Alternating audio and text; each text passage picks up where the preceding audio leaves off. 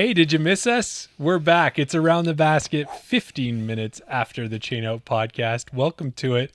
All our Patreon members, thanks for joining us. Or if you're watching it on the weekend, welcome to the post-live edition, I guess that one would be. But right now, we're in the live edition. We're in the live. Who are we? I'm Jeremy. I'm Daryl. Daryl. You've been doing this for a while, Daryl? How long is this? Guest host. Yeah. First time, what is it? First time host, long time listener or something like that. Yeah. Want to give a quick shout out. Dylan, Sam, Mark, all in the chat.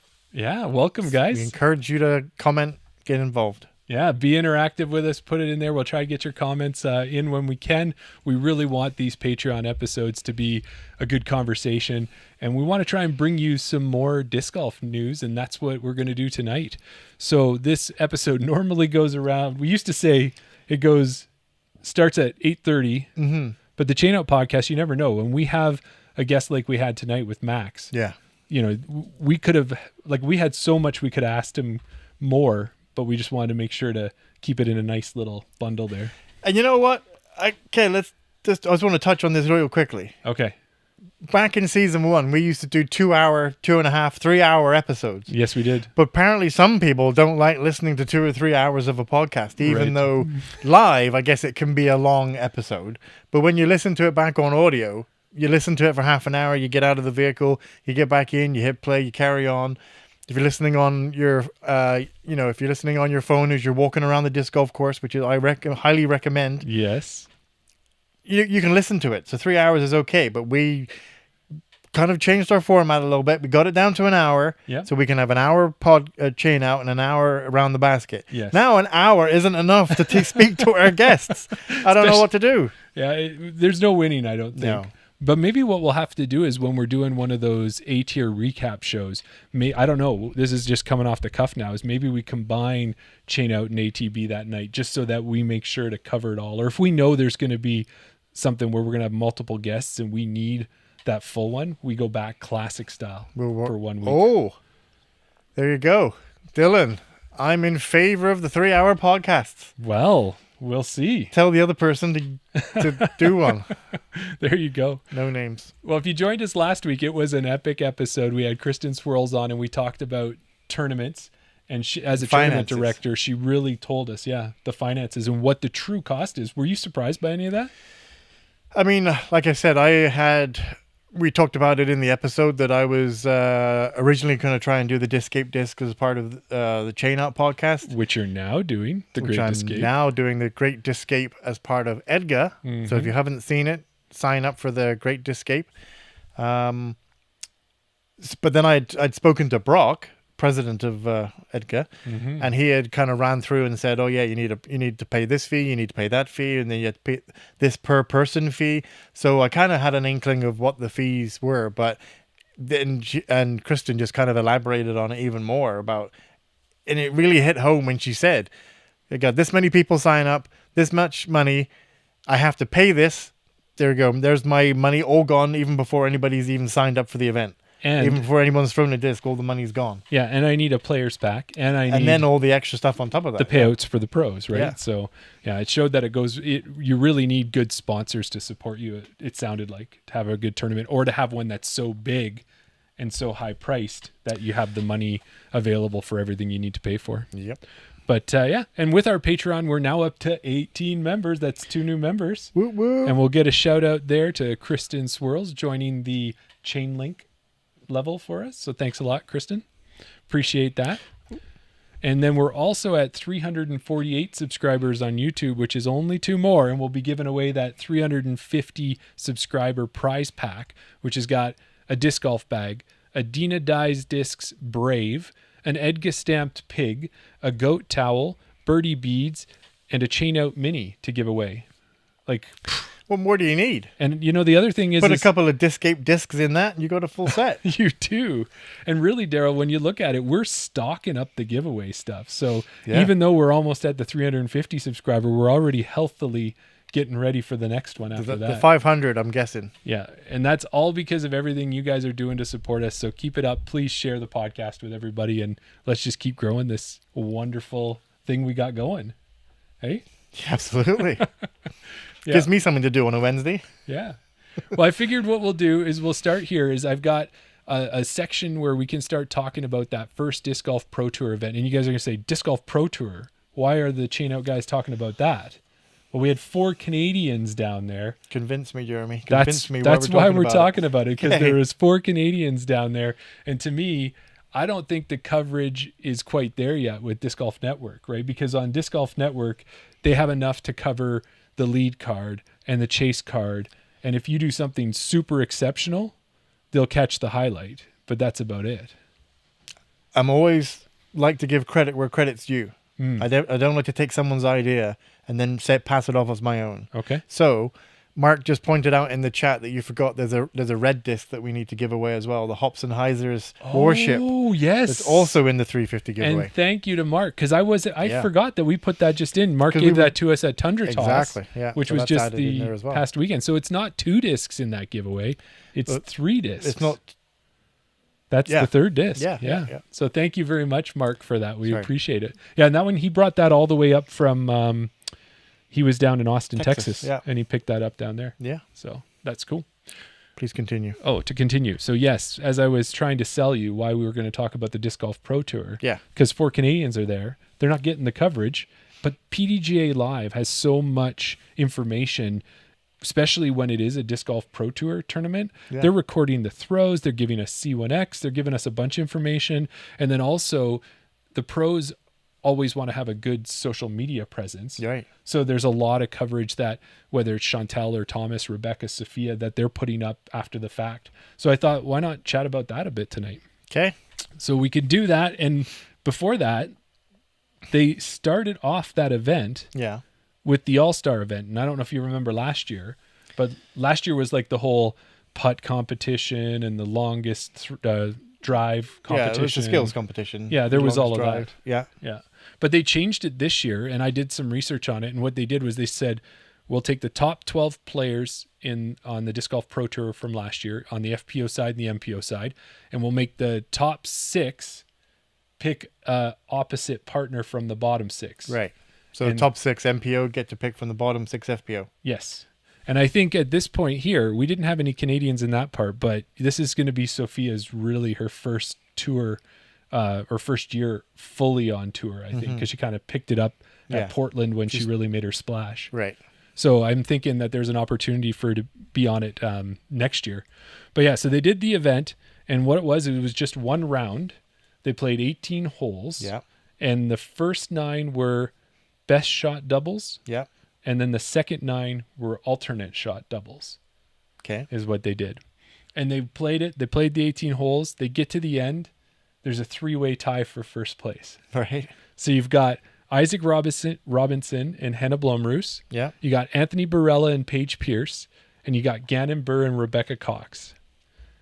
They go into the first playoff hole. Barella and Pierce, double bogey. See you later, folks. They're gone. Hi, Dina. Yeah, hey, Dina. And then you've got the other 2 sets playing. They do like 3 more holes. Right. And then what ends up happening is Rebecca Cox and Gannon Burr, they get the par. The other team gets the bogey. Yeah. They take the win. I did see that they won, yeah. Yeah.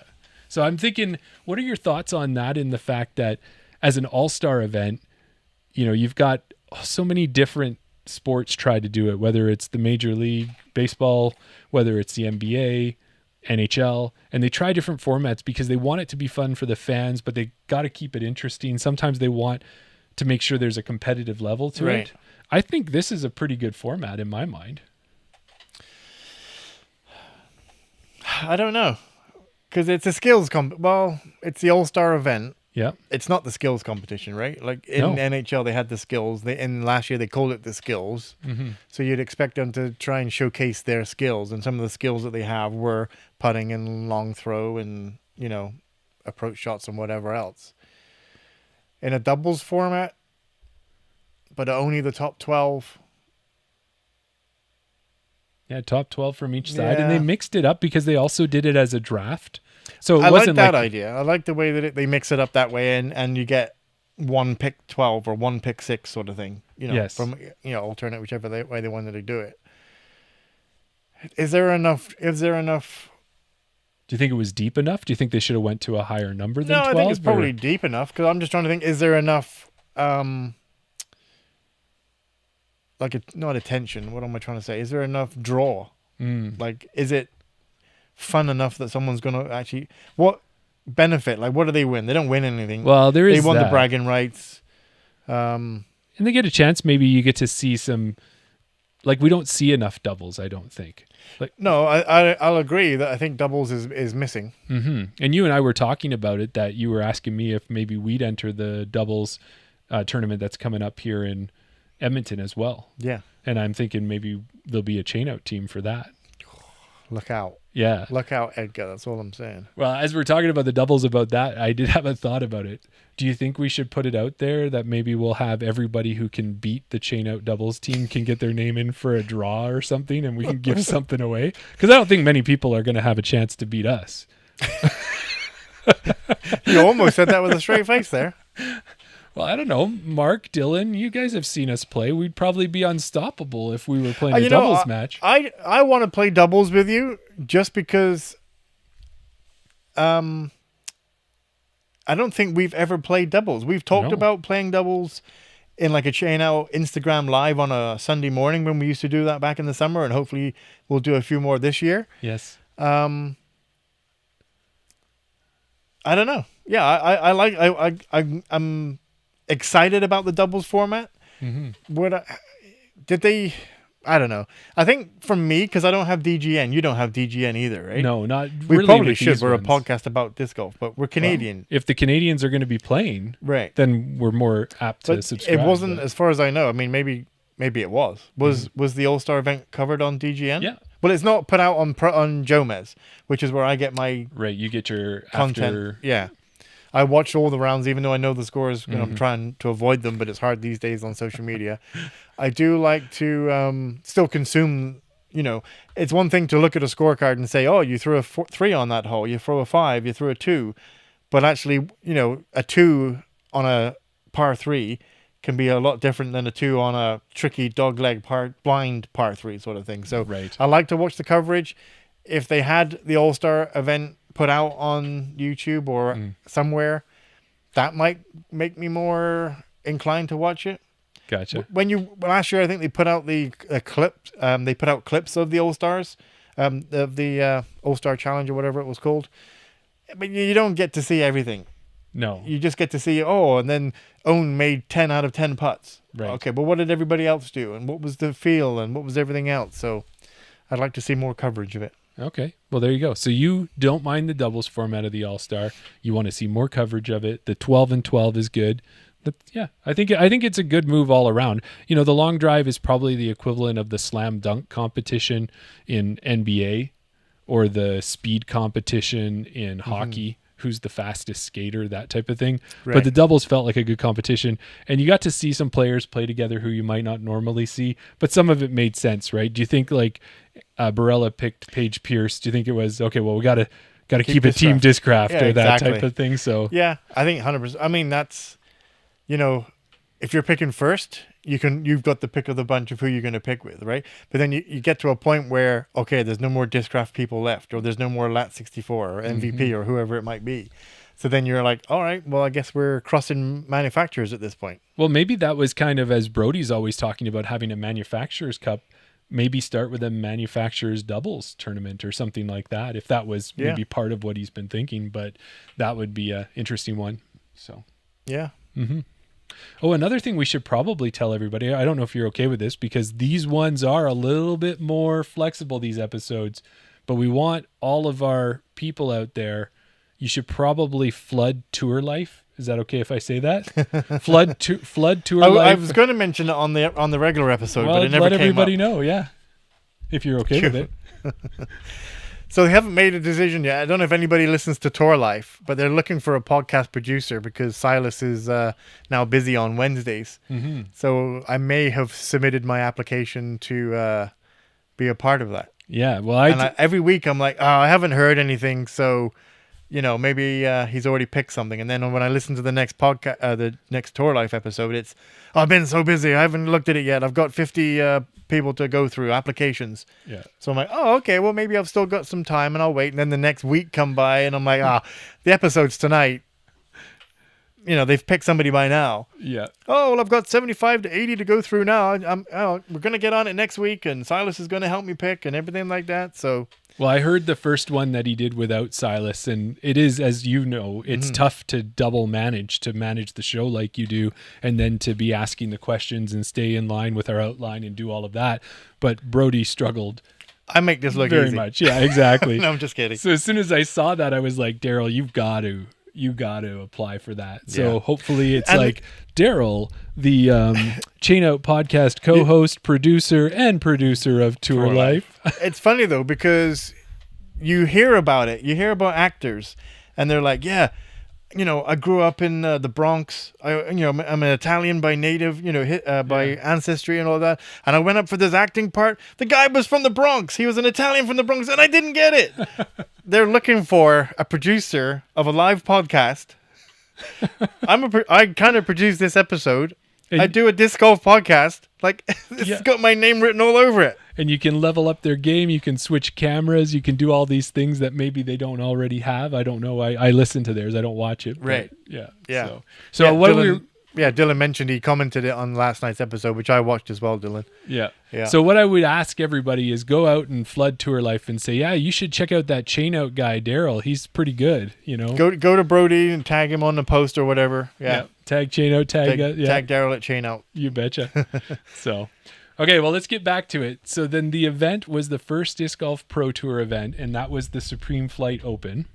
Yeah. And so we had the 4 Canadian pros down there we talked about. We got Thomas Gilbert on the MPO side, only MPO from Canada. Yep. And then on the FPO side, we had Chantel Badinsky. So the two of them, you're expecting to see them. They've been kind of on the tour for a while. Yeah. But then Sofia Donnecke and Rebecca Dawn also joined there.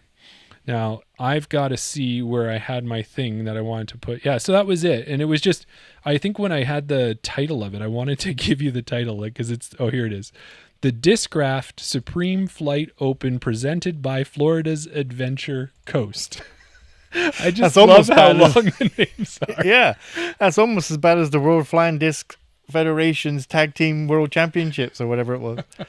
But I think what it is it's probably just making sure to get that sponsor there. So Florida's Adventure Coast, but I guess it was interesting to not see chess.com on there this year because I felt like they were all in on disc golf last year when they sponsored this event. Yeah. So I don't know what it was that way, if they just didn't feel they got what they needed out of it or what it was, because I know, or maybe their money was coming down because they were. Exactly. It was a big COVID thing. It was where they got their money, was everybody was going online to play chess. Yeah. They got a lot of money that way. I guess for some reason they thought that disc golf was a good up and coming sport that they wanted to invest in. Yeah. But. Well, yeah, and so it was held again, though, at that same Paul Macbeth and Dylan Cease course, Olympus, down in Brooksville, Florida. Mm-hmm. So we saw that a bit on coverage even last year, where there's been a lot of work. And one of the gentlemen from, is it Matt or is it Nick from Staggered Stairs? Yeah, Nick Carl. Yeah, Nick Carl. So he's been down there just he's working for Paul and Dylan and working on that course. And he said like they changed it for this year, tried to make it even better and more of a challenge for the pros. Yeah. And I think they succeeded. They did a Jomez practice round where Paul was on the course. It was Yuli and Big Germ, and Paul Macbeth was playing with them. Okay. And he was just talking about, how much they've opened up holes and they've made new lines and they're still going to move a couple baskets and everything like that. So, okay. Yeah, and I think it turned out pretty good that way.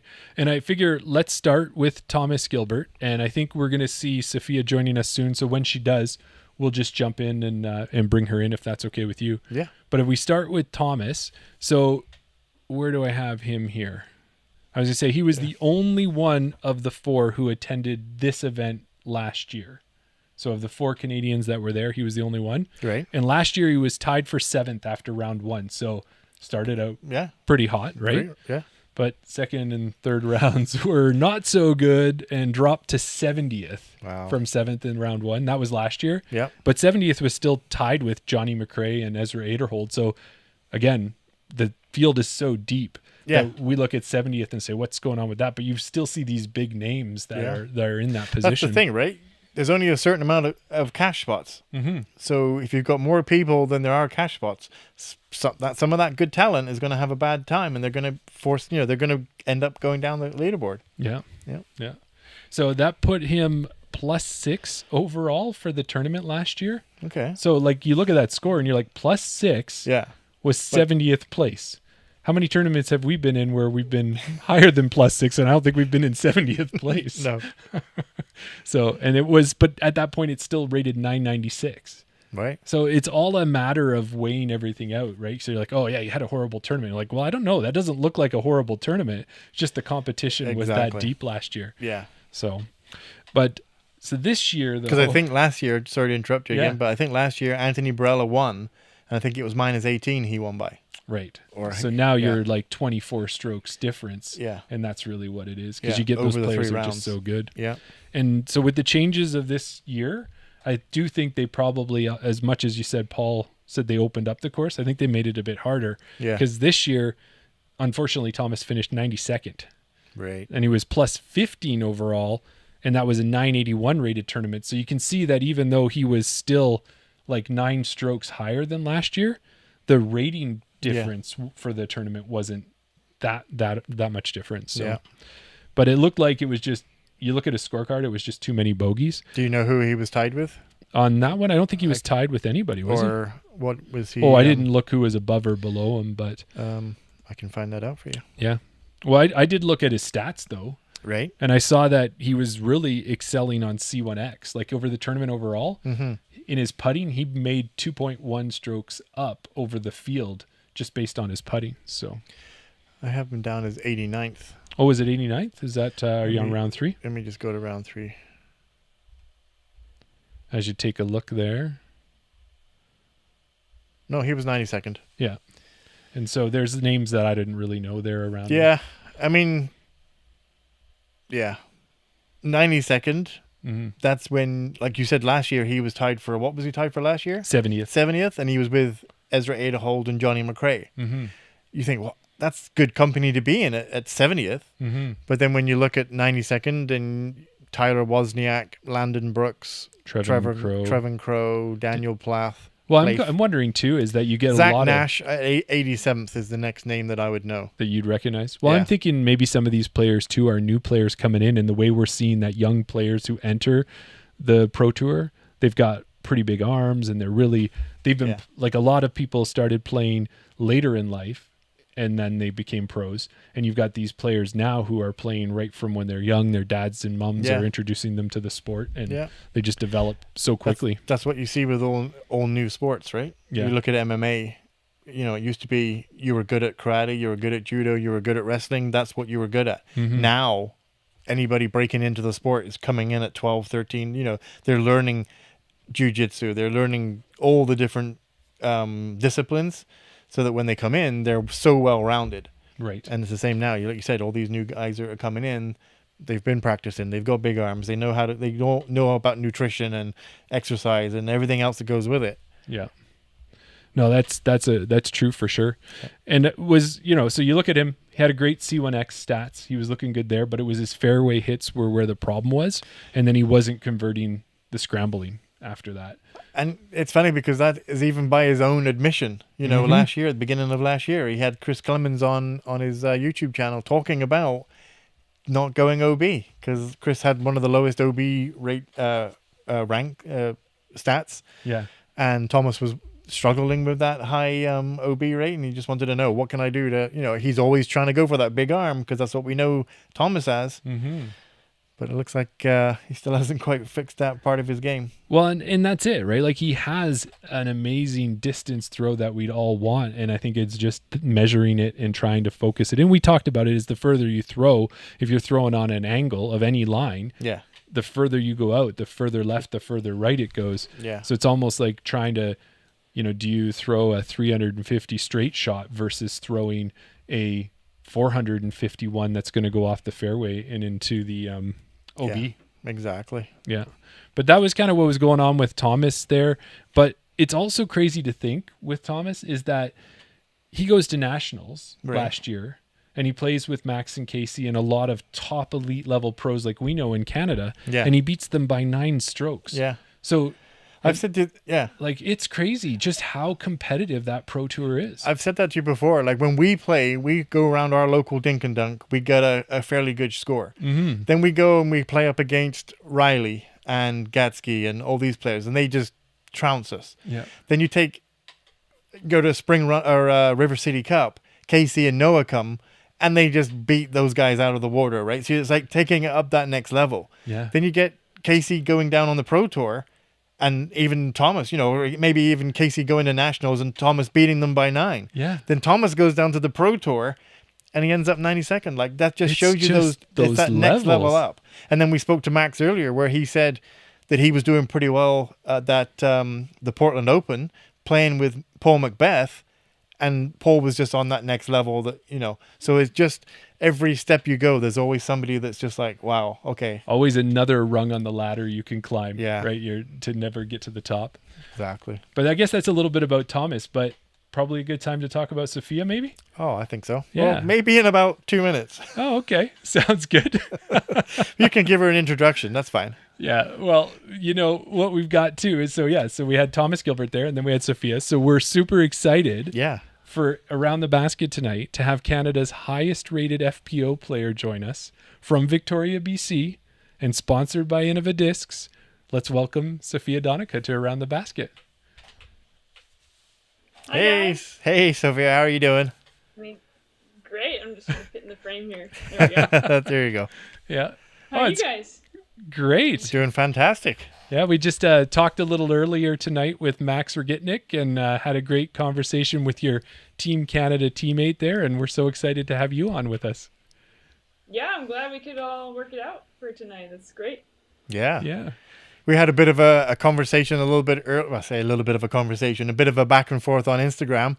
I know it was a few months ago. It seemed like you put out on Instagram that you had some championship discs for sale. You were demonstrating them, and I was like, well, I got to get myself a Sofia Mako 3, and then I do love a Gorgon as well. And then you hot-footed it off to Australia, New Zealand, and then we haven't seen you since then. But it was good news that you kind of got back to where you are, and we got everything squared away, and I'll be seeing those discs shortly.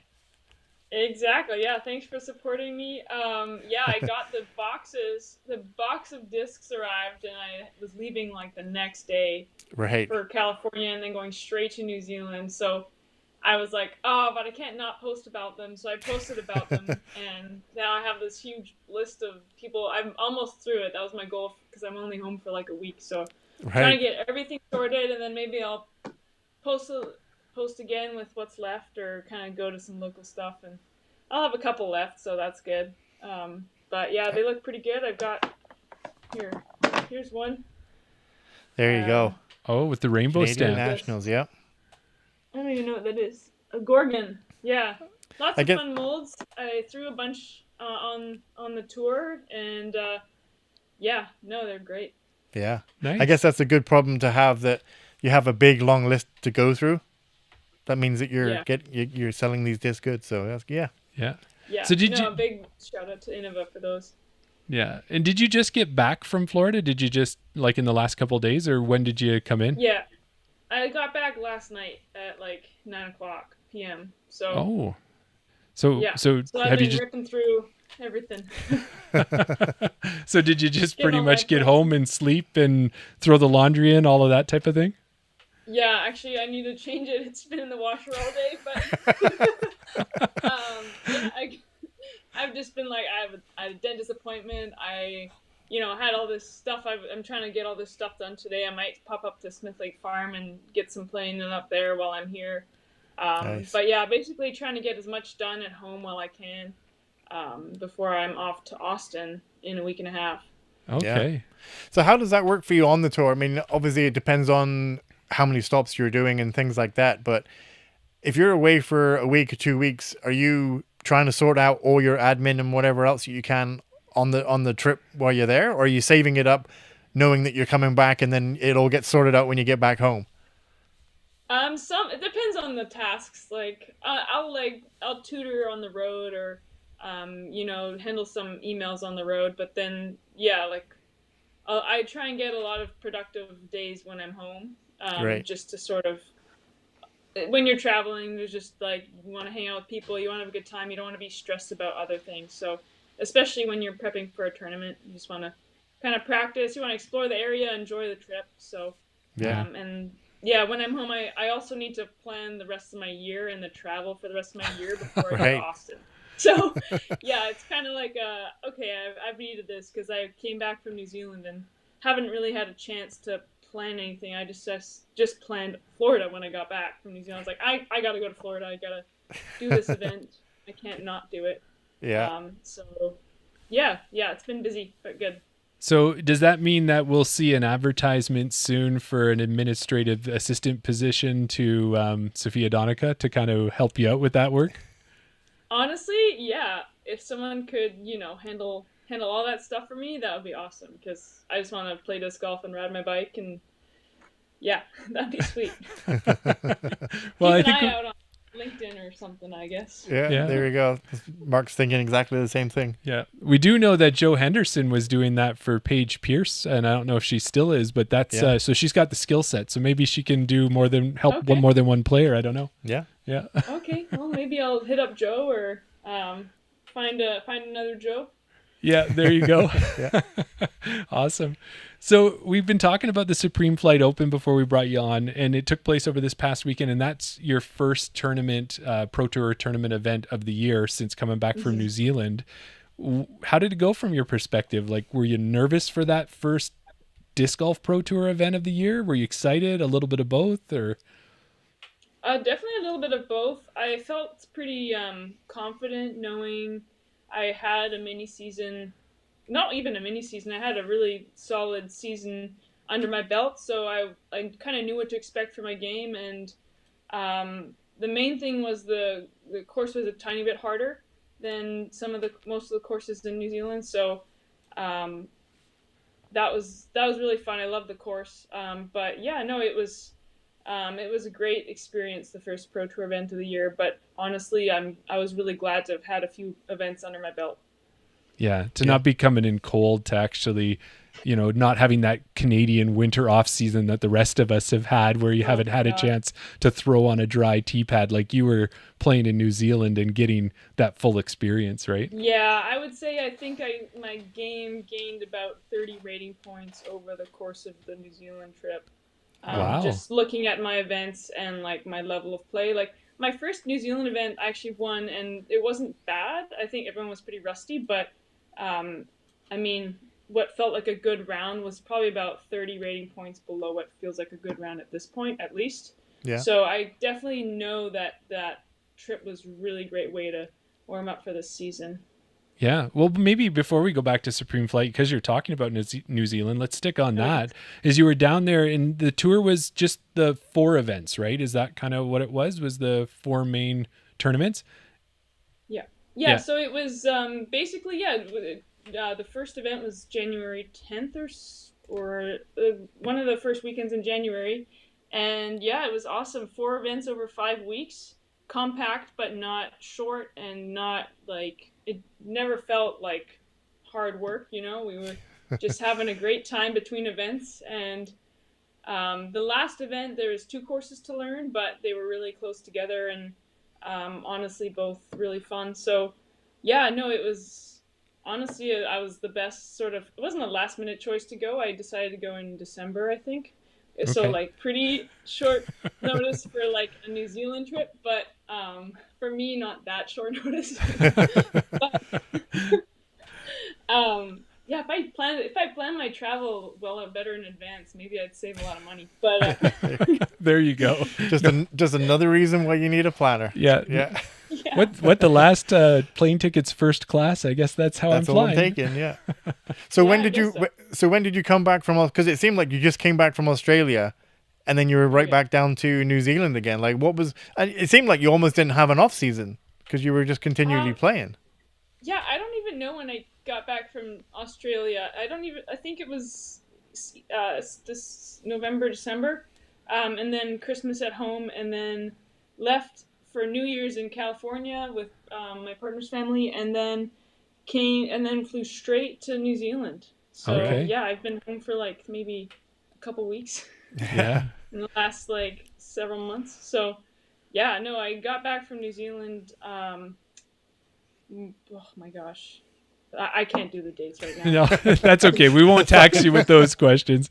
But, you did mention that you won that first New Zealand tournament, but when you look at the 4 events, you podiumed Yeah. at every single event. So that has to be that good booster to come through. And especially when we watch some of the coverage on Parked Media. So if anybody wants to see it, it's all out there. The wind that you guys had to contend with in some of those rounds, like that had to just like level up your game as well. Yeah, so the wind was definitely present in all the rounds. Usually in the final round, it was the most present.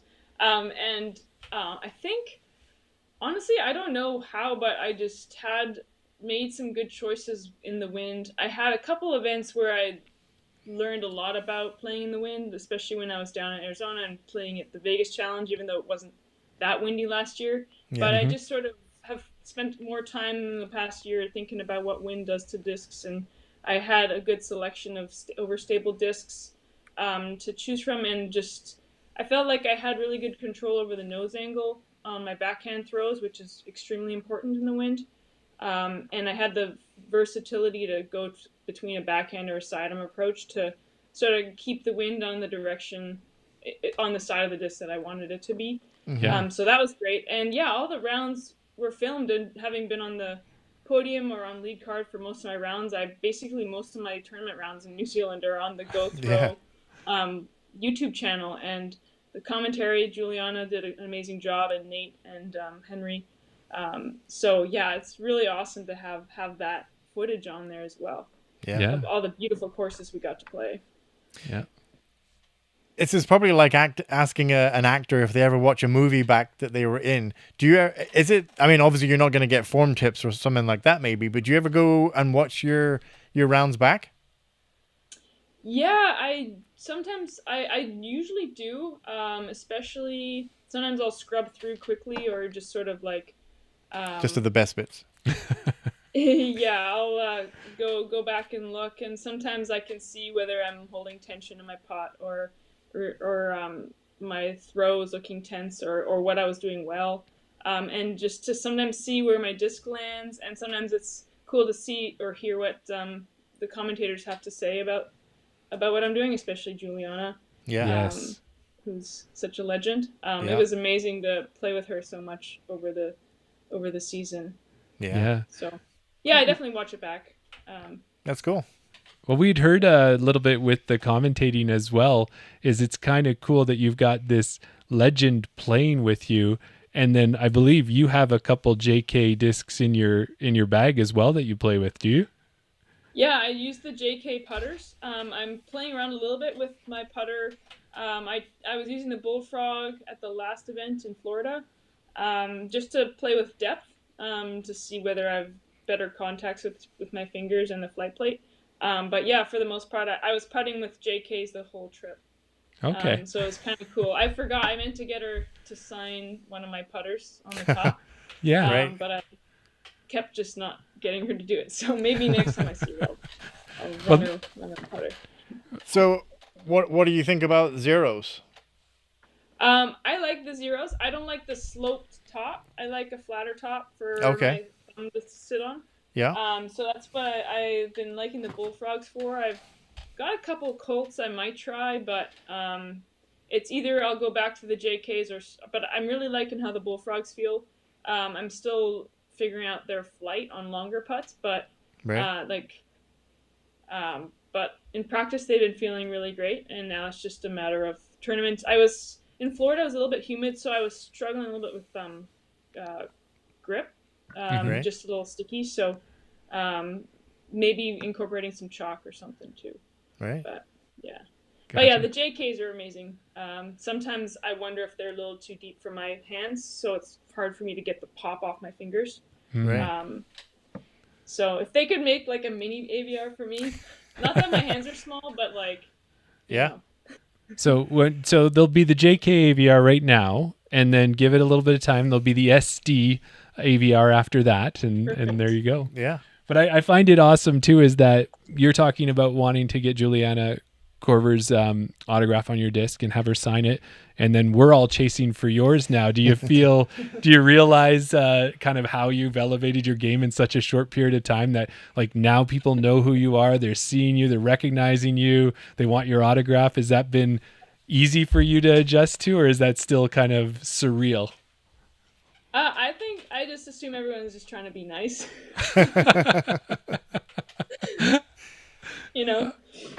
Just being polite. So I'm not letting it get to my head too much. I think it's a little more than that. What do you think, Daryl? Yeah, I think so. Just a little bit. Yeah.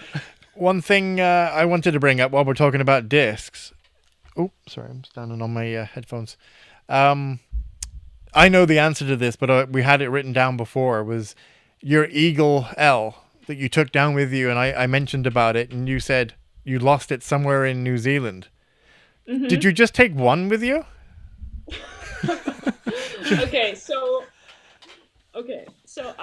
they were released on February 3rd. Yeah. Globally, and so they weren't ready yet when I was leaving for New Zealand. So what I did is I had a box shipped to New Zealand to sell to people. Right. And I only brought 25 because I didn't want to. I was like, my luggage was like more than maxed out because I brought a bike. Yes. Of course. So I did not want to come back with any. I wanted to sell everything. So I looked through the stack and I picked out a flat pink one with a little bit of dark pink swirled in there. Right. A nice gold stamp. And I was like, well, I'm not going to test fly any of these. This is the one. And so it went right in the bag a couple days before New Zealand Nationals. And I threw it like a whole bunch. And then I lost it the week after just playing a random course. But I thought I'd have to send you mine. I thought I was going to let me know your address. I'll send it to you. But luckily, pink and blue. Yeah, I really like it. Or the blue and pink. Oh man! So I found one in Florida on Thursday, the day before the day before the event. I actually bought my own tour series. They gave me a discount. Did you say like, can you, that's my disc? Yeah, it's not as if you can hold it up next to your face. I don't know if they knew, but show your passport next to it. Like, it's me. Same name. I'm just, I don't get special treatment. Oh, that's awesome. No, I have a bunch at home like that arrived here when I was in Florida. So, I bought two for the event. And threw them a whole bunch. I had a chartreuse and a glow one. They only had two. I bought those two. And I use them all the time, even though I put them in the bag like the day before the tournament. And I'm not usually someone to throw things that are new in a tournament, right. But just was like, wow, these are already like flying so straight, a little bit straighter and less flippy though than my really beat old Champ Eagle, and then I have another Champ Eagle that I just added as well from a friend, Ed Bush, up island. Okay. So I had a couple new Eagles. I had 4 Eagles in my bag on the weekend, 2 Eagle L's and 2 regular Eagles.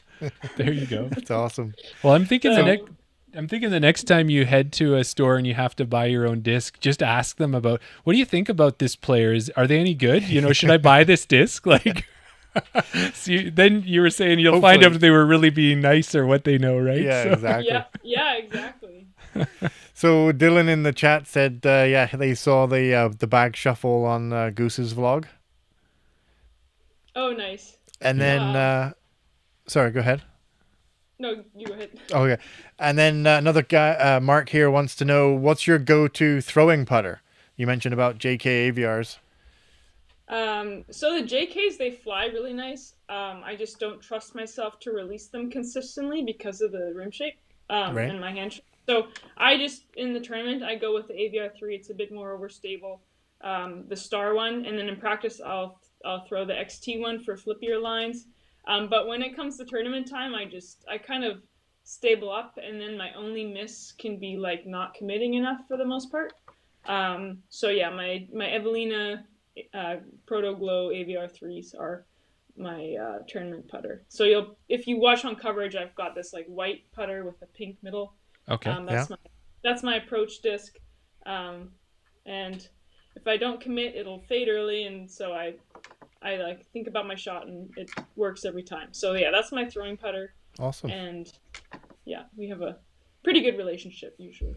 Here you go. Don't lose it. Yes, exactly. I got a couple extras. Oh, okay. Oh, it's good.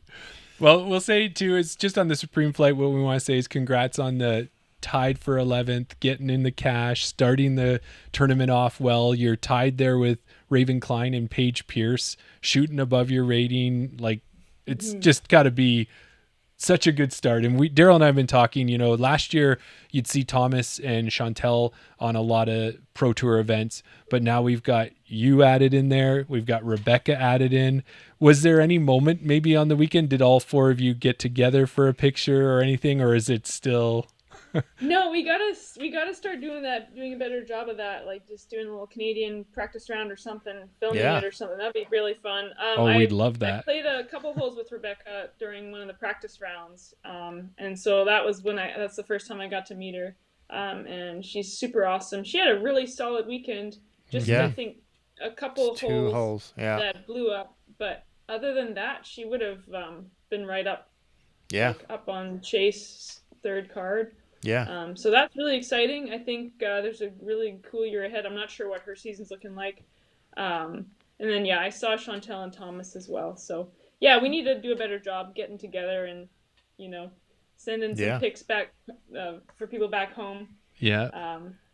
Well, I seen the doubles that you played with Goose, Braden, and Taylor. Yeah, you had 6 holes on everybody's channels, but obviously you didn't have anything on your YouTube channel. So I know my YouTube channel is like 2 shorts of aces that are 120 feet long. I'm thinking that'd be a great an opportunity. Administrator would definitely help with that. An administrator would, and then maybe someone to come along and film it, and then a cameraman as well. That's the main thing is like when you're doing all these things, like you need to commit to doing it and like taking videos, and sometimes I'm just like I'm doing all the things, but I don't have a way to video. So definitely something I've been thinking about figuring out how to add in as well, because I love editing stuff. Actually, I did film and TV in high school, so I really should. Okay. Yeah. I even bought 2 mics, but we'll get there. Yeah. If you're going out on a practice round to try and practice the course, you don't also want to be thinking about, okay, where am I going to set up the tripod? How do I get this? You got more important things to think about than that. Well, and I think maybe too, what we see is a bit of the time is that people will group together so that exactly like you did is everyone can work together and it's not carrying the load all by yourself and cross collaborate with that content. Yeah. So. No, honestly, the best shot dubs with Taylor, we just filmed each other, like we just passed the phone back and forth, and those were super successful. So we were gonna do one in Florida, but then we were both kind of exhausted on Thursday, so fair enough. We didn't end up doing one together. But definitely in Europe, or we'll get another couple of those out there for sure this year. Seems like you had quite a good relationship with Taylor. Yeah, we were sisters all of New Zealand. Yeah, that's awesome. Well, Sofia, we know you've got laundry on the go and that kind of thing, so we won't keep you too much longer because we want to make sure you can get your turnaround quickly. And you got a lot of admin work we've already established to do. Yeah. But one of the things we were excited about is that we saw you're registered. You're going to go to defend your title at Canadian Nationals in Ontario this year. Daryl and I will both be there, so you've got 2 people loudly cheering in your corner and honestly wanting your autograph on every disc we have. So Thank you. Yeah, we'll be excited to see you there. But before we do let you go, is there anything you have going on that you wanted to shout out otherwise in that? Yeah, I think there's some planning in the works on the island at Smith Lake Farm to have like a really cool event this summer. And we're still kind of finalizing the details. But if disc golf people out there are like trying to figure out a cool disc golf road trip, keep your week free the June 12th, 13th, 14th week. And if you want insider information, get on the Smith Lake Farm Facebook page, and there might be some tickets coming up for some special disc golf event, that would be really, really fun destination trip to do locally. Awesome. So Yeah. especially if you don't want to, travel down south as much. No, that's fantastic. Yeah.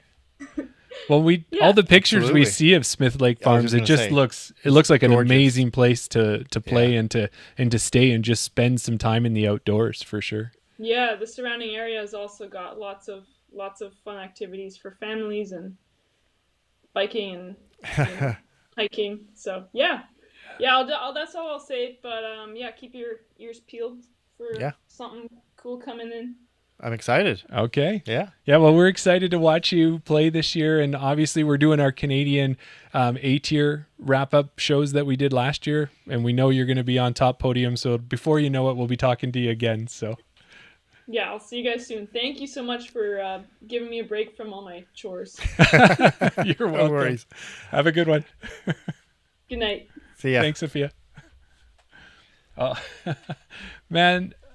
See, Daryl, these ATB shows, they deliver. They do. When you get Sofia Donnecke, #1 Canadian FPO player on the show, Yeah. awesome. Yeah. Well, I kind of, as we were looking at that, we didn't jump too much into the Supreme Flight Open, but I did have some notes here from Right.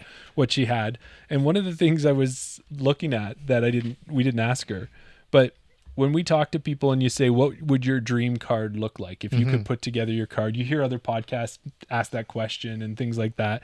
Who's one of the names that always comes up? Like if it was you and you were talking about an FPO player from the Pro Tour, who are you putting on your card?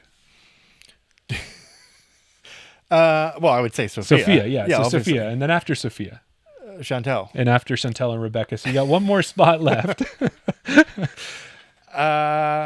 Who do you think would be a good time? A good time on your card would be Unscoggins. Yeah, and she got to play with her Yeah. twice this weekend. That's so, awesome. Yeah, I think hearing her say, "Oh, I want to get Juliana's signature," and I don't think she realizes how popular and how much Canadian disc golfers love seeing her succeed. Yeah, absolutely. Yeah. Yeah.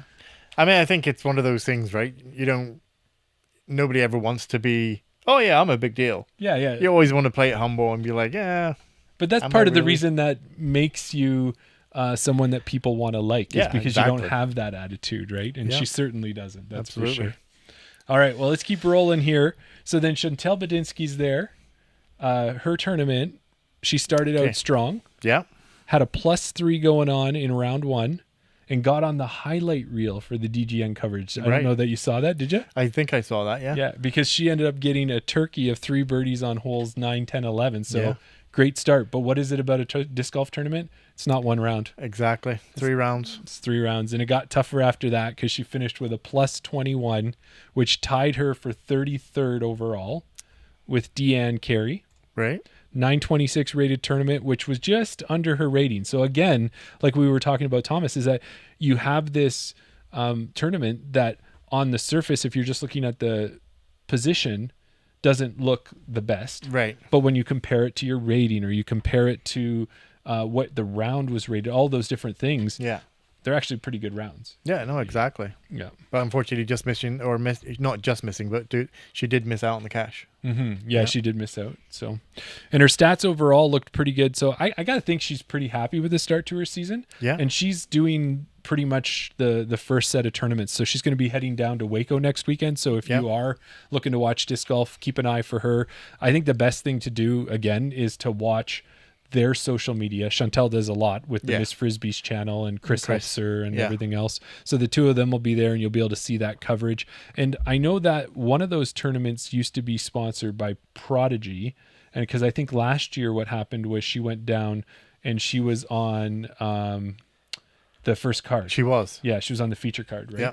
So I don't know. I forget which tournament that was, but yeah, she was on the lead card. Yeah, so maybe that's one of those things to watch for as well. And then did you see what Rebecca did? I did.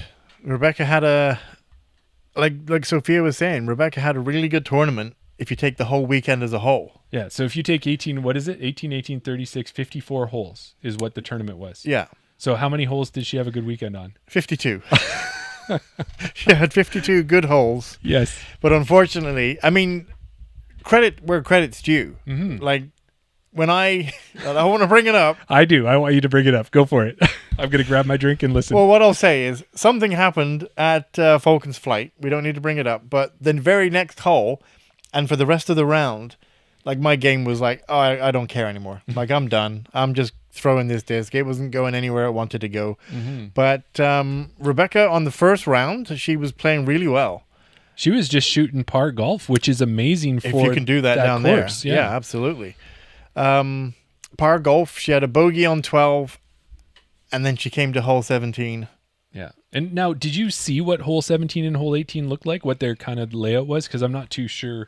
17, I can't remember off the top of my head, but 18, you would remember if you've seen it, because it's a downhill shot. It's a forehand. Mm-hmm. You go downhill. It's a blind landing area to the right. Right. And then from there, you got a massive climb up to the green, an elevated green. The way that it was playing, you can get lucky if you throw a nice forehand, you can get close to the OB line on the right hand side, giving you an opportunity to get up onto the green for two, and then putting for eagle. Okay.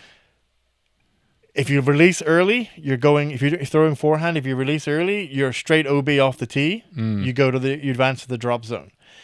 What some people were doing if they don't have a forehand is you'll throw it straight to try and land on the left-hand side of a big landing area, but you're almost over where the drop zone is. So then a lot of the FPOs would then pitch up to the bottom of the bank and then make that charge up to the green from there. Yeah. So in any event, she was playing quite well till she got to these two holes, one of them being a beast of a hole. Exactly. So, I mean, I don't know which one. Well, I do know which one she did worse at, but on hole 17, she ended up taking a quad bogey 8, and then coming to that hole 18. And one thing that our friend Kristen Swirls pointed out to us that there's a new feature. I don't know if and maybe it wasn't a new feature. Maybe it's always been there, but we just noticed didn't know it was yeah. there. If you are following around with anybody watching scores on PDGA Live, where they're doing full scores and they're actually measuring the throws. Yeah. So this is Rebecca's first round. You can see playing par golf, got the bogey on 12, and then we got these two bad numbers on 17 and 18. And you think, how did she take a 13, Jeremy? You know, we were all thinking, well, it must have been a couple of OBs. So we'll click on, you can do this on the app as well, I believe. Click on Rebecca's name, and then down here, you've got all the holes individually. So if you click on an individual hole, it will actually tell you shot by shot. So shot 1 on 18 landed in the fairway. Okay. Shot 2, she must have just laid up to that OB line at the bottom of the hill, like I said. She landed on the fairway. 3, she threw it out of bounds. So maybe she didn't clear the bank. Maybe she hit the top of the bank and stayed in bounds, which would have meant that she would have taken it to point of entry back on the fairway. And then shot 5, out of bounds, back on the fairway. 7, out of bounds, back on the fairway. 9, out of bounds, back on the fairway. And then shot 11, landing in circle 1. Shot 12, obviously, or 11, sorry, shot 12, she missed her putt. And then 13, tapping in for an 8 over par. And I think we're not trying to bring attention to this one in the way of saying, oh my gosh, like, well, it is, oh my gosh, you know what it's like. You've been there. It's not fun. Yeah. But she was immediate to go and post it on her social media and say, and kind of poke fun at it a little bit and say, hopefully I never do that again. First and last time for that. But this is where I was talking about what her mental fortitude, and it just goes to show what sort of player she is. On the round 1, she shoots plus 13. Right. And has on 2 holes. 2 major blow-ups at the end of the round. You've got to be going in thinking, oh, that's it. My tournament's done. Why would I even be here? Why don't I just DNF and go home right now? Yeah. What does she go and do? She goes round 2, she goes and shoots a -1. Yeah. So you shoot a plus 13. Very next round, you say, I'm not going to let that course get the better of me. You go out and shoot a -1, taking her from, I think she was not last, but she was right down at the bottom. She was 42nd out of 44. And she climbs up to... After shooting a -1 in round 2, she jumps right back up the leaderboard, right up to 33rd. Okay. So she jumps up 9 spots. Then on round 3, you think, okay, what happened on round 2? Maybe it was luck. Round 3, she goes out there, and shoots a +1. Mm-hmm. So she goes back to +13. Yeah. But to shoot a +13 and then the very next 2 rounds, you shoot a -1 and a +1. Mm-hmm. Shoot even after 2 rounds. And then she finished 26th. So she jumped up another 7 places and actually jumped over Chantal Bedinsky that we mentioned earlier. So Right. having that bad blow up on those last 2 holes, Mm-hmm.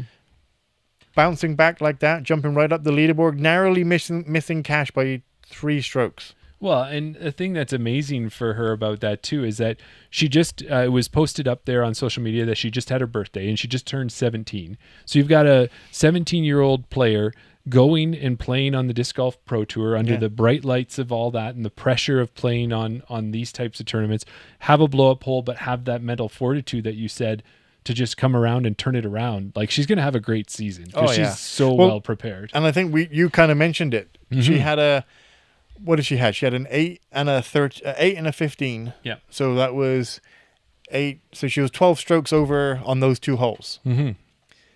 Even if she bogeyed both of those holes or double bogeyed both of those holes. Is what we looked at. Yeah, double bogey. So you go from 12 over to, 12 over on those 2 holes to 4 over. So you take off 8 shots. Mm-hmm. If you take off 8 shots of that where she finally finished up, she would have been sitting at +2, +4. Right.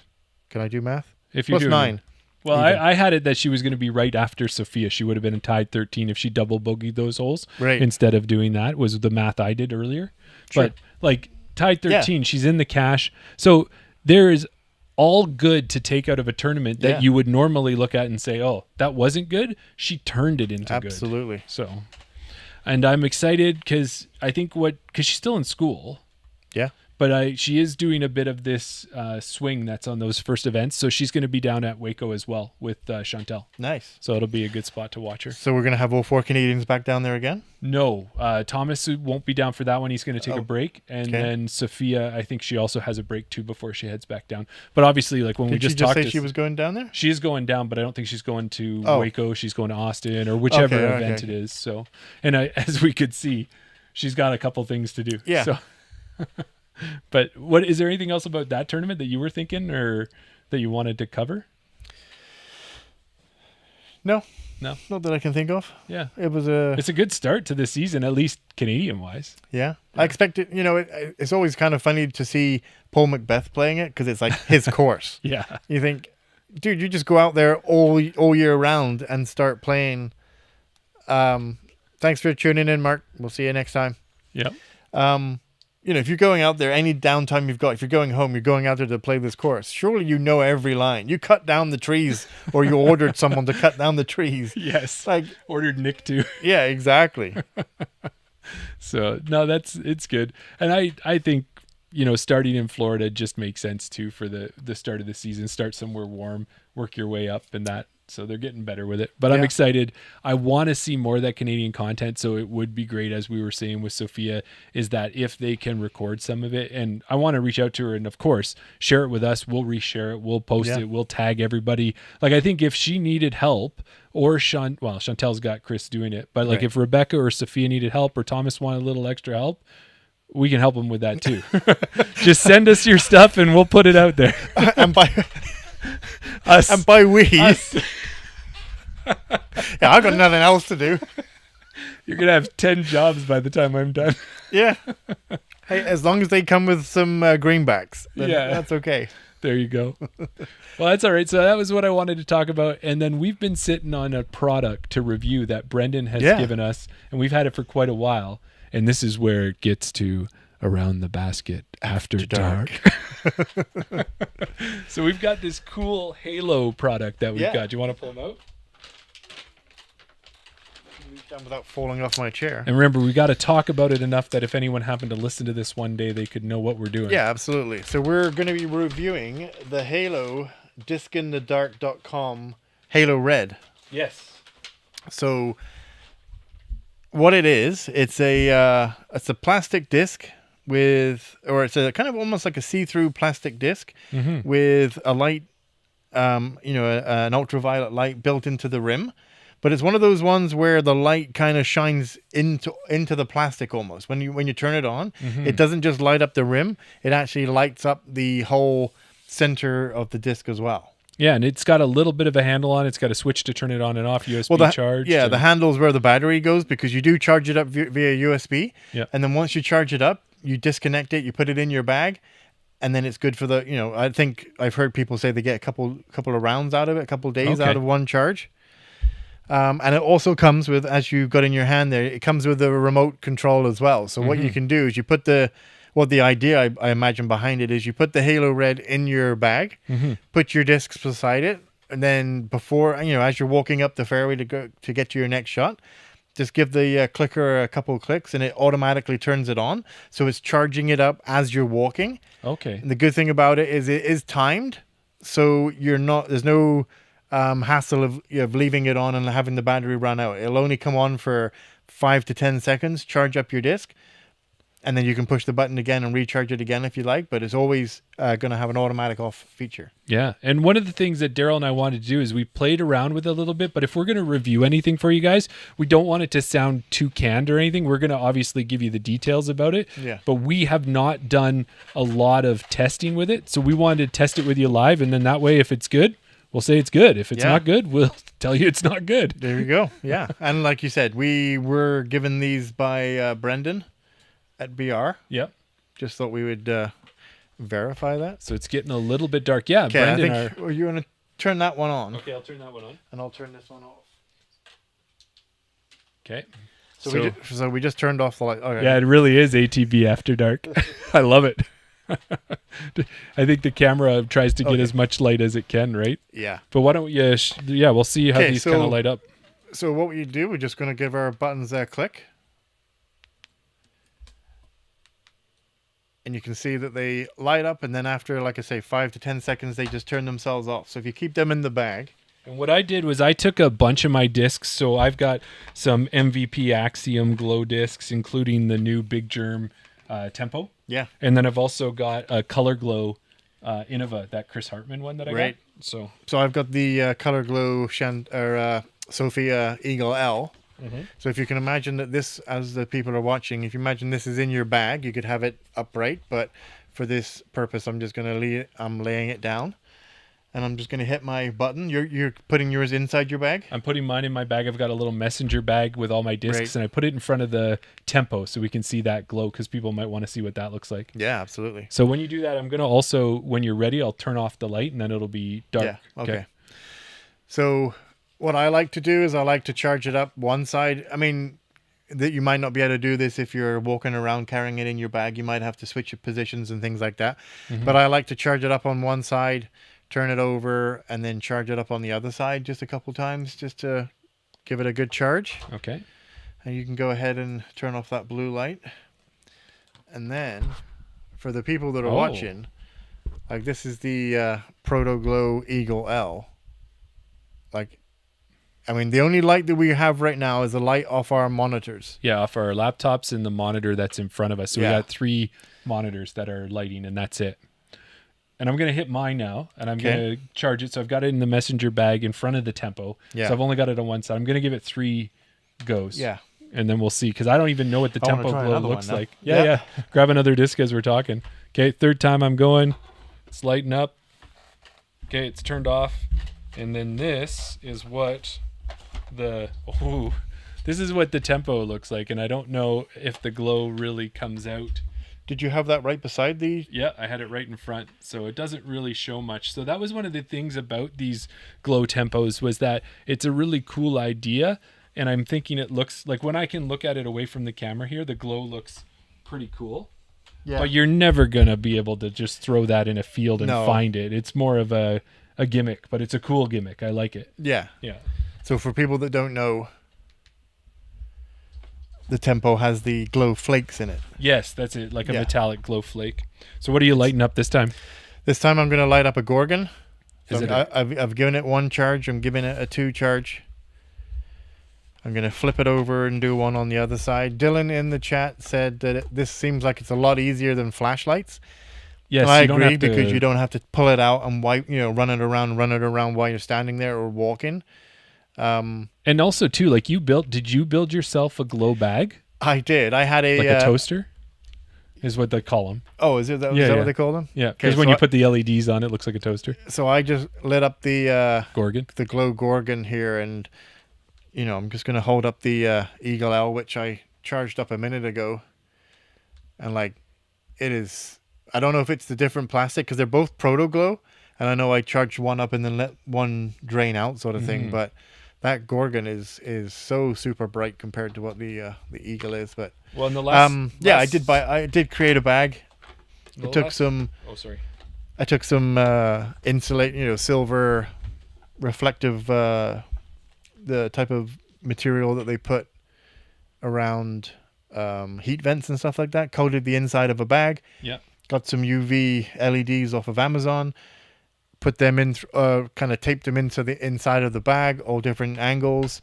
Made a little hole so that it came up to the putter pouch, whereas I have my power bank. Mm-hmm. And then that's what charges so I can just turn on the power bank and then just leave the glow lights on all the time. So every time you put your discs in the bag, they're already charging up. So it's a permanent on thing, but a power bank will last. This compared to that, what would your thought be so far? Do you think this would be... So... Because you're only throwing one disc at a time. Yeah. I mean, you could organize your discs. You could take out the halo red. You could take it out and put it next to the next disc that you think you're going to throw. Mm-hmm. How are you finding? Because my concern would be if it's not next to a disc, how is it going to? So I've got two discs on top of each other right now. Could you just grab me that Rolo right behind you? Yep. Thank you. So if you, okay, let me do it this way. Yeah, with the on top. So what I've done right now, I've got the Halo Red, I've got the Eagle L and the Gorgon, and then I've got the Rolo on top. So it's two discs away. It's the third disc next to the Halo Red. So I'm just going to push charge now. From your experience of just putting it inside your messenger bag, how much transference of light was there through the discs? Is it only charging the one that's next to the disc? The Halo Red, or is it getting through to the others? That's a good question. So I'll put it on one end, and I've got 3 or 4 stacked. I don't think it's going to make the other ones glow because I think it needs to really contact the plastic. Yeah, you can see that the 3 discs that were in the one that was right next to the disc, the Halo Red, super bright. The Gorgon was in the middle. It's got a little bit of charge, but I don't know if that's just left over from when it was charged up a minute ago. Mm-hmm. But the third disc, the Rolo that I just, has pretty much got no glow at all. Well, and I've been only doing one side, and I think the camera shows it. It does, of course, pick up more light maybe than the True Glow, but like this was a hex that we got at the Tundra Toss, and It's a dual color one. And it did glow it up from just glowing one side. So overall, I think it's doing the job one disc at a time. That's where I think its downfall is doing it one disc at a time. There's the Rolo. I don't know, Jeremy. I mean, I know there's been YouTube videos on who has the best glow. MVP or Innova? MVP, Innova, Castoplast has some glow discs. Mm-hmm. Pretty much every company now I think has glow discs. But just looking at it on screen when I hold it up, and I don't know if I'm doing it any more than you or I'm flipping them over. Let's do this. Let's continue as the true test of the Innova guy beside me and the MVP guy here. Let's take one of our discs. I've got a tempo, but this is a true Eclipse Glow tempo. Okay. I'm pumping it about 3 times or so. We're flipping them over. Okay, flip them over. This is riveting, I hope. Yeah, well, I mean, we don't put out around the basket for audio people, so... No, that's true. That's a good point. Okay, so I think I've done it about 3 times on each side. And that really only takes, 2-3 seconds? Yeah. So there's your tempo and your Rolo. I mean, they're pretty close. Mm-hmm. I think once they're charged, I think the glow is just as good as any glow. Yeah. And if you and I hold them kind of beside each other here, yeah, I think they've got good glow for sure. I think there's 2 from videos that I've seen on which company has the best glow. There's 2 factors. One is brightness of the glow, because I have some discs where I can charge them and they barely show any glow. It hardly looks like you've had them on charge for that much time at all. Right. The second factor that you want to consider is longevity. Yes. So once you charge them up, put them down on a table and turn out all the lights, and then wait until you can no longer see the glow, or you can kind of see it dip down over time, and it's a case of how long it goes from super bright to okay, now I can see, once you see it dropping off, to how it's pretty much gone, it's lost all its glow, and it tends to be a kind of a roll off. Well, what I would say about it is if you're really playing glow golf, you are trying to throw a disc, wait maybe a minute at most if you're playing with other people to throw their discs, and then you're got to walk to where you think you threw it and find it. So you only need enough glow for that. Now, if I was going to say with this halo, like I've got this messenger bag, it's light. There's nothing to it. Like you said, you needed the battery pack and you had to build your one. But if you're just looking for something instant, I think that's going to work. And I do have like an MVP flashlight, the big one. It's not as long and big as, say, a police flashlight, but it does have that heft to it, just a very much shorter one. But you're standing there and you're rolling it on, and I think what they said about the halo is if you do have a bag and you put it in the bag, you're not wrecking your night vision. That's because true. It's not shining in your eyes, it's shining in the bag only. So I don't know, I think I'm it has its benefits. Well, I guess this is what it is. Would you recommend it to somebody, Jeremy? Yeah, well that's the question. And what I would say is that Brendan gave these to us and said try them out, and if you want to return them afterwards, that's fine. Or if you want, you can buy them. And that was kind of the agreement that we had. And I think compared to my flashlight, I'd rather have this. So I'm going to buy this. I'm going to keep it, and it's going to go in my bag. And you and I don't play a ton of glow, but maybe that's part of the reason too, is that, well, there's a lot of reasons why maybe we wouldn't. But one thing, if you're trying to remove the barriers, one barrier would be I don't want to stand there and go like this and try to glow up my disc. And this will take care of that for me. That's exactly what Sam's saying in the chat. Real talk. Has anyone done any glowies yet this year? I did. I did the space race, and that was probably the most glowiest thing I did. And I think maybe I threw a couple. Oh, you know what I did? I did one round at Langholm in the fall where I started out where I could see, and it got to dusk enough that the second 9 turned into a glow round. Is what it was. But I would say maybe 2, 3 at most, and one of them was the space race. I haven't done any. The last time I did glow was when I first started getting into disc golf, and we went out, and that was back in 2023 it would have been, because we didn't do any in 2024. Like together, no. No, exactly. So, I'm not a big glow disc golfer. And I think that's probably the other thing about something like this is you're going to have to weigh it out. Like a lot of people with how they're going to spend their money for disc golf products, if you've got a lot of disposable income, it's not going to be a big deal. You'll do what you want to do. But this does have a price tag to it. So if we bring it up on the BR website here, it is right at that market price that it should be, and it's at $85. Of course, with us, if you use chain out, you're going to get 10% off, so you're going to save $8.50 on it. But to me, that is also the other thing about it. I know the flashlights from MVP, they don't cost $85 for the flashlight. I don't know if they're $25 or something like that. So it all depends on where you are, how much glow you're going to play. If you lived down south, where you can play disc golf pretty much all year long. And that's the thing, then you're probably more apt to play glow golf in the winter when the sun is short supply.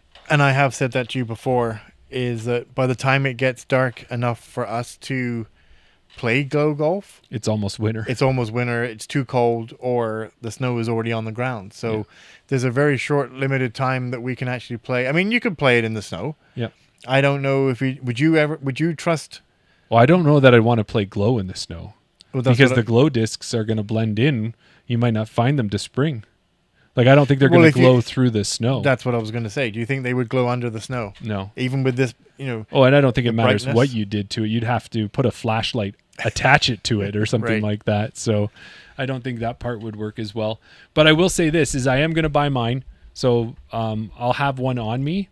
And I'll try to keep it in my cart because it's going to be easy to slide in a pocket or something like that. So if any of our listeners or anybody wants to try it out and see, they can check it out. But that's my thought on our first review. What do you think? Sorry, I was just What did you see? Well, Dylan just put in a comment. Oh, sorry. So Dina said, did a bunch of glow rounds in October, November last year. Nothing this year. Too hard to do a glow round in deep snow, which is what we were kind of saying. And then Dylan said, yeah, they glow fine in snow. Oh. So, I mean, it depends the thickness of the snow, the deep, where you're throwing it. If you land on top, no big deal. It's glowing. And even maybe if it slides underneath just a little bit. Yeah. But if it's deep snow. But one thing that Dylan said, you guys should try Bailey's glow. Sounds intimidating, but it is so easy and so peaceful. Oh. Yeah, because it's peaceful out there to begin with. Right. And then in the night. Try and do it, yeah. That because we played glow at Langholm. Mm-hmm. And, that's fairly wide open. And that was a new area where it was new for me because I think that might have been the first time I played that course. Yeah. We played one and a half rounds in the daylight. Dusk, and then we played... or 1.5 in the whichever dark. It was in the dark. So it's easier to throw when you know that you've got a wide open fairway because you know you can land. If you're going to throw Bailey's, Bailey's, you know what? Maybe that would be good though, is because if you can't see the trees, does that mean that they're not there and your disc won't hit them? It's almost like if a tree falls in the forest. Sam said he's done 2 glow rounds at Jubilee in the last week or so. Well, Birdie told me there might be something at Langholm tomorrow.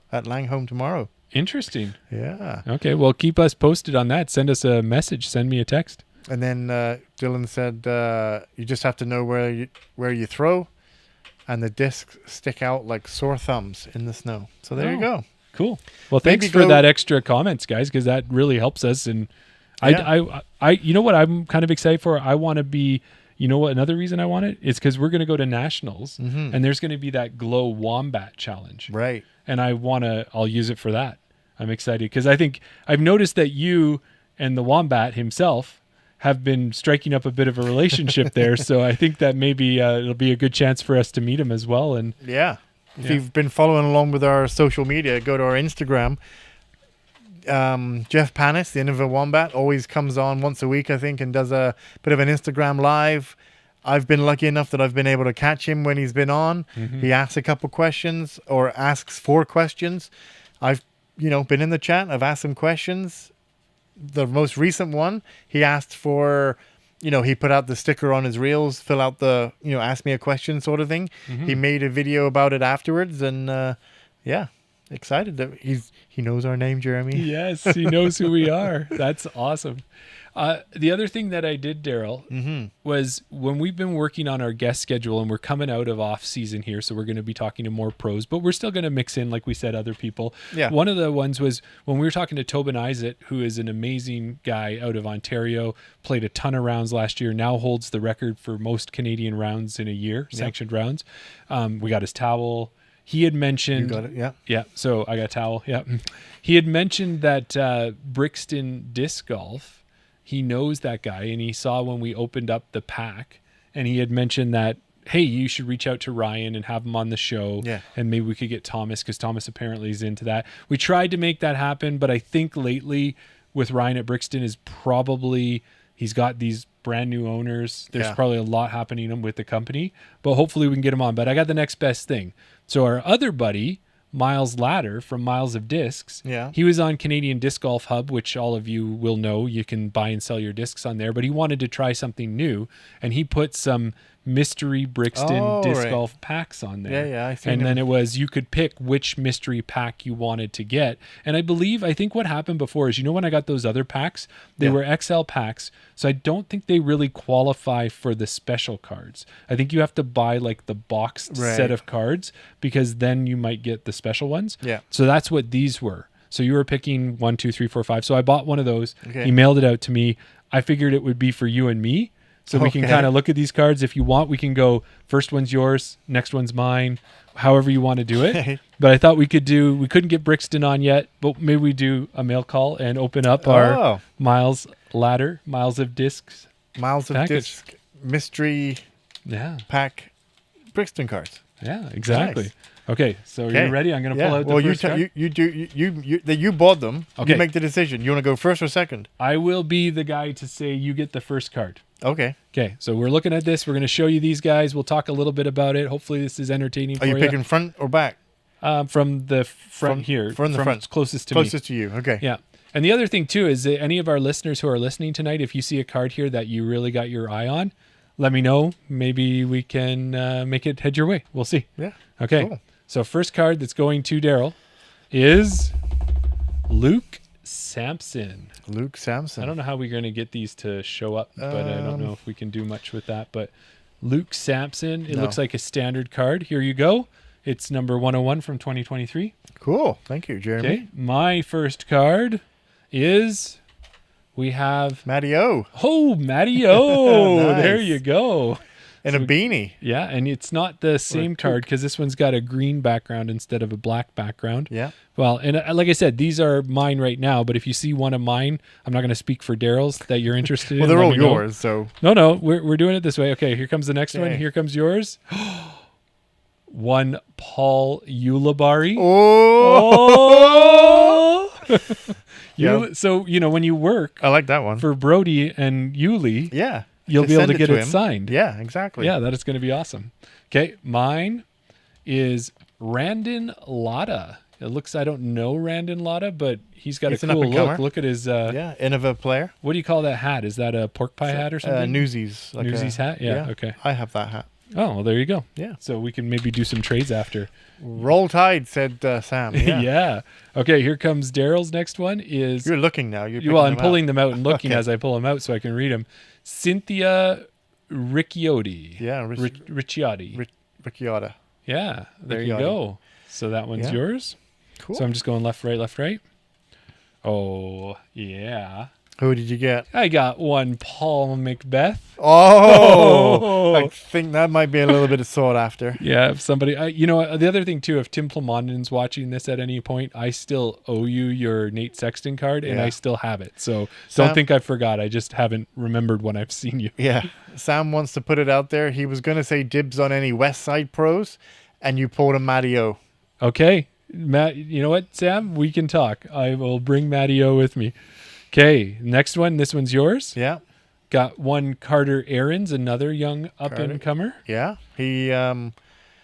He played on the Canadian tour. The BC Open. It was a BC Open, yeah. Yeah, he was on there.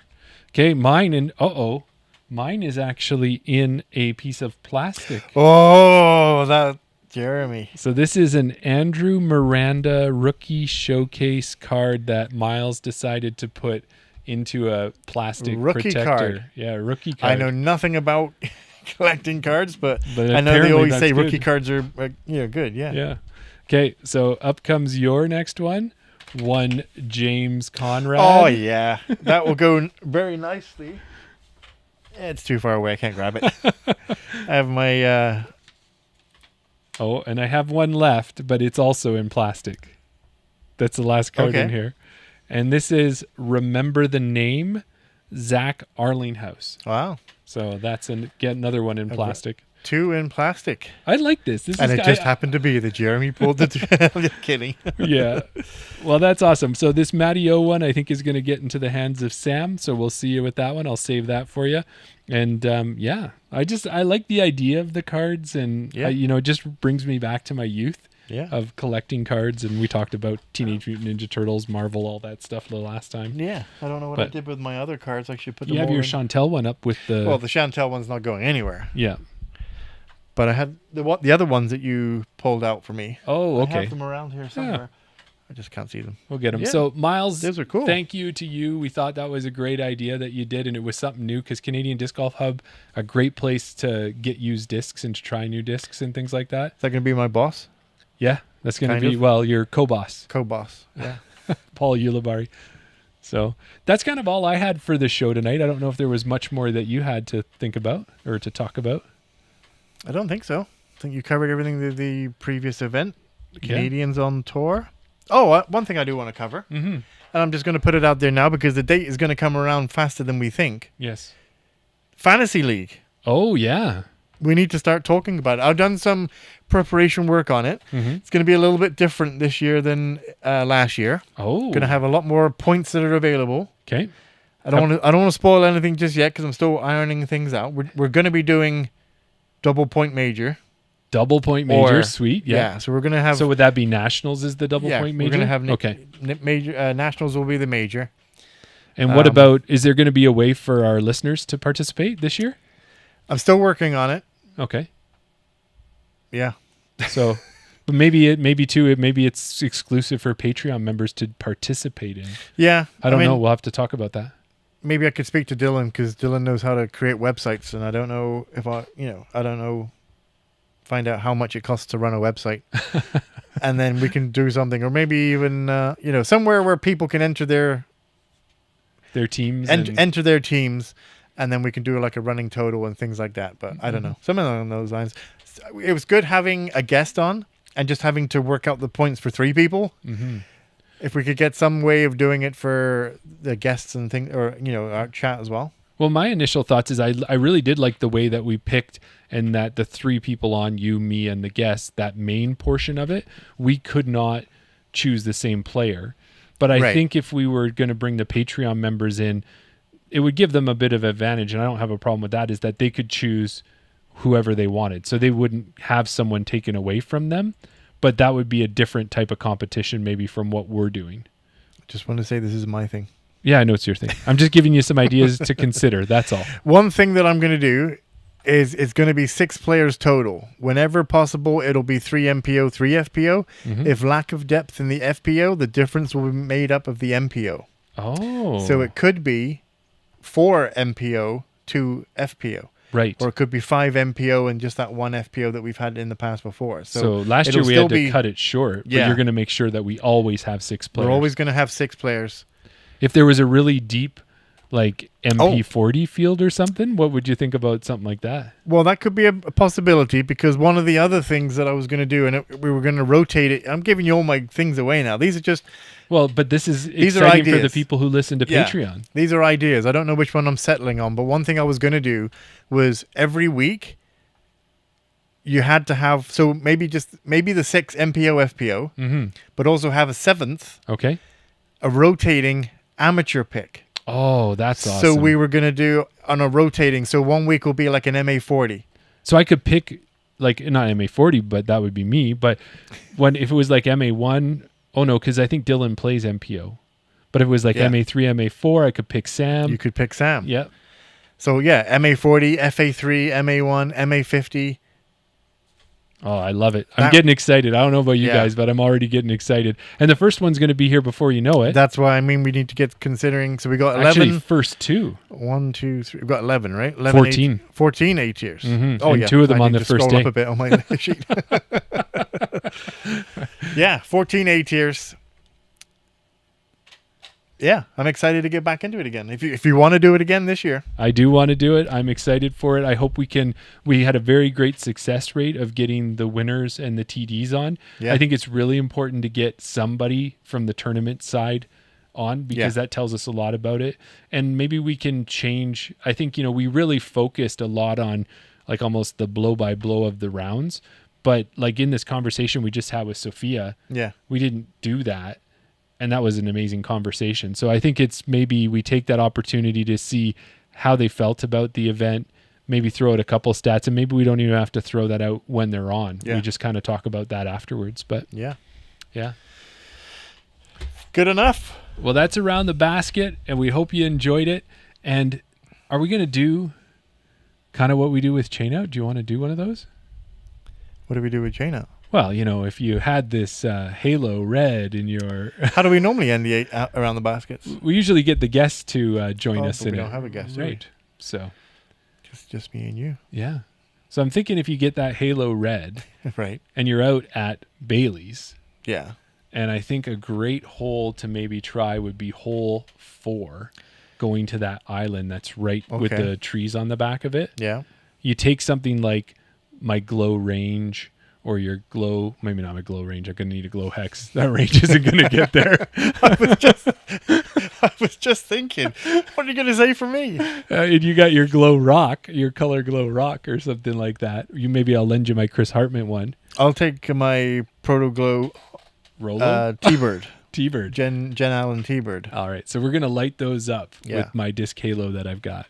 And we're going to look at these things and go, wow, look at these things glow. They're so pretty. Yeah. And then we're going to take them and look at that island basket. It's probably got a little light on top of it. Yeah. We're going to go reach back, full reach back, Yeah. looking back the whole time, pulling through, power pocket, firing I can those tell you've discs. taken lessons. Yeah, firing those discs straight at the basket. They're going to split those trees over that little wooden berm there. They're going to go right to the chains. They're going to hit am side. And there's only one thing those discs are going to do, Daryl. Of course, there's only one thing they're going to do. They're going to chain Chain out No, we're not supposed to do chain out. around the The basket. Around the basket. Thanks Thanks everyone. everybody.